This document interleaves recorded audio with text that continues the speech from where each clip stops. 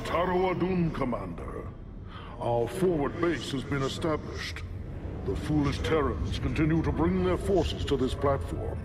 They will serve only to feed the Zerg swarm if we do not destroy them quickly.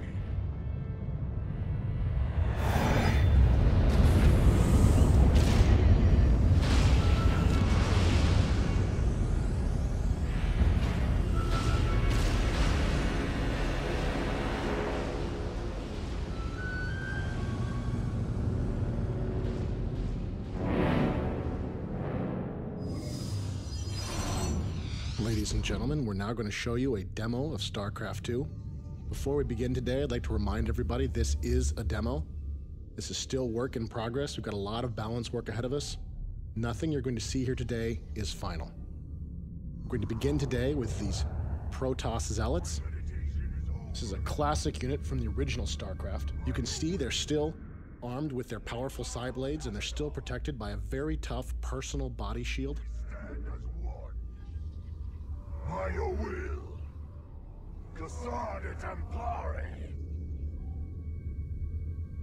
In StarCraft 2, the Zealots also have a special charge ability. This allows the Zealot to close quickly with his enemies. We stand as one. The Zealot's charge makes him extremely dangerous against ranged defenders like these Marines.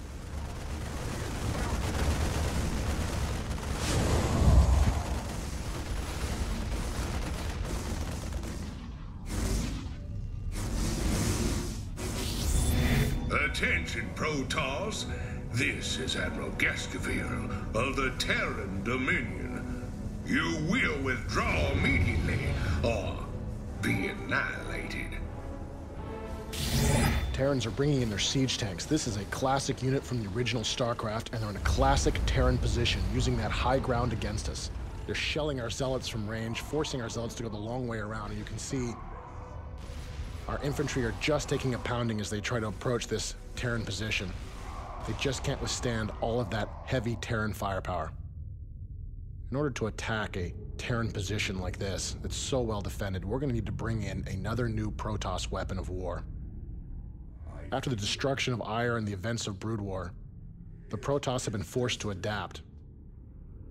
They created these. These are the Immortals. They have a special type of Protoss shield. It's a hardened shield that activates only when the Immortal is struck by a very powerful attack. You can see the hardened shields are activating now, and they're absorbing most of this Terran fire. This makes the Immortal the perfect choice to assault this kind of defended Terran position.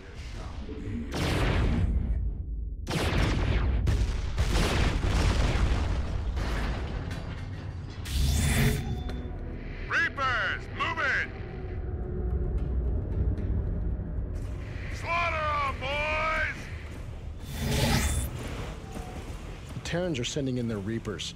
This infantry unit is armed with 2 pistols and uses a jump pack to avoid different types of terrain. Their small pistols don't activate the hardened shields of the Immortals. This makes the Reaper the perfect choice for countering these powerful Protoss troops.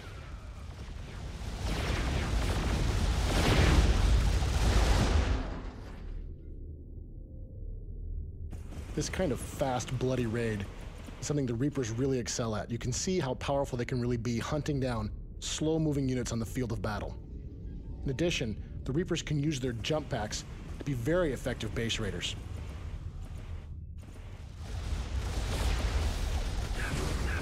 Once enemy forces are inside a Protoss base, one of the first things we'll often go for is our pylons. And with our pylon down, our photon cannons go offline, making us vulnerable to continued attack. Fortunately, we have some new weapons. The Protoss can use the Phase Prism to create a power field anywhere they wish. You can see with our photon cannons back online, these Reapers have no choice but to run for cover.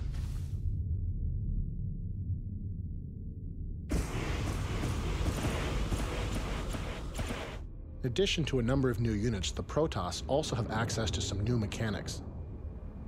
Protoss can use Warp-In to teleport units anywhere they want into pylon power. You can see here we've created some Stalkers. This is a new type of specialist Protoss Dark Dragoon. It's not very tough, but it does have a powerful weapon. In addition, it has a special blink ability that allows it to teleport a short distance anywhere it can see.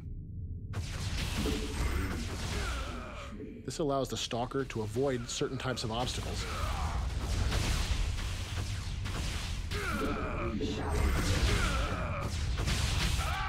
And it also makes the Stalker very potent at chasing down fleeing enemy forces.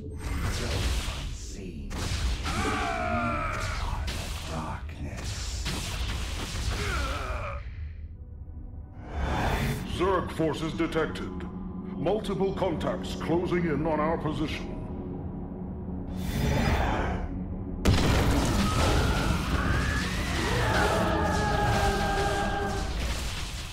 The Zerg have arrived sooner than we expected. You can see they're using their Nidus worms here to create a beachhead, sending Zerglings against us. You'll also notice that we're using our Stalkers here to blink away from these Zerglings. This is an example of how a skilled player can use the Stalker's blink ability to great advantage. Unfortunately, there's simply too many Zerglings for our Stalkers to survive.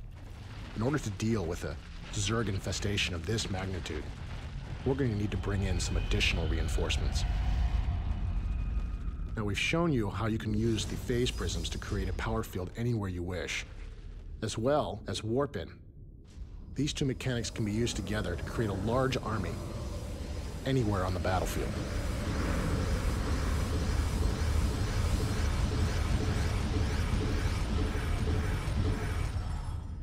We are the blades of ire.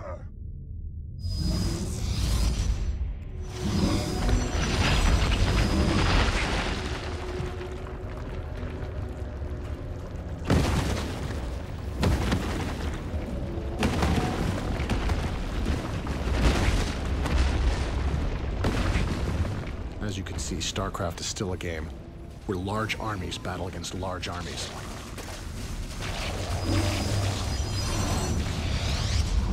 Our upgraded Zealots can hold the line here for a short time, but in order to really survive against this many Zerglings, we're going to need to bring in some additional firepower. These are the Colossus.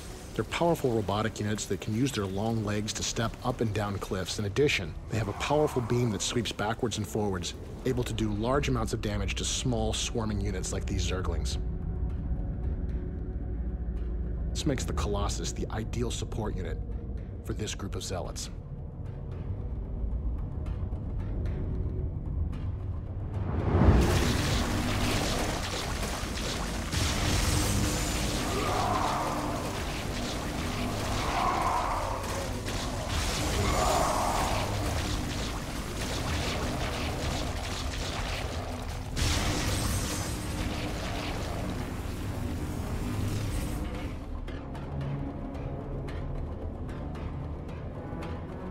We are the blades of ire.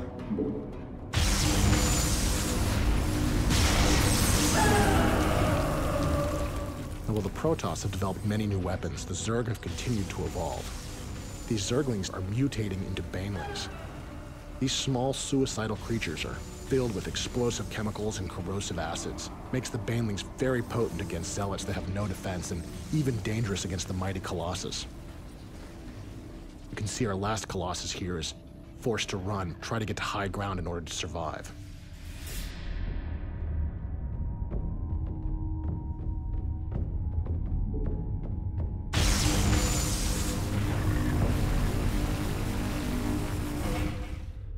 The Colossus is using our new IK system to step up and down this cliff.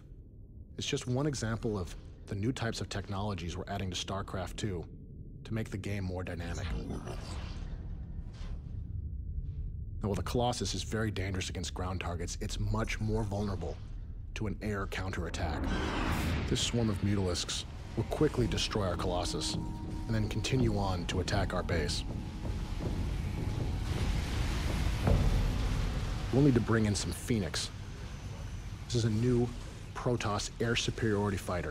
It has a special overload ability that allows it to fire its weapon at all nearby enemy forces. Unfortunately, after it overloads, the Phoenix goes offline for a short time. It can't move, it can't fight, and it's helpless against a counterattack. In the hands of a skilled player, the Phoenix can be extremely deadly. If you overload at the right time against the right enemies, you may destroy them all.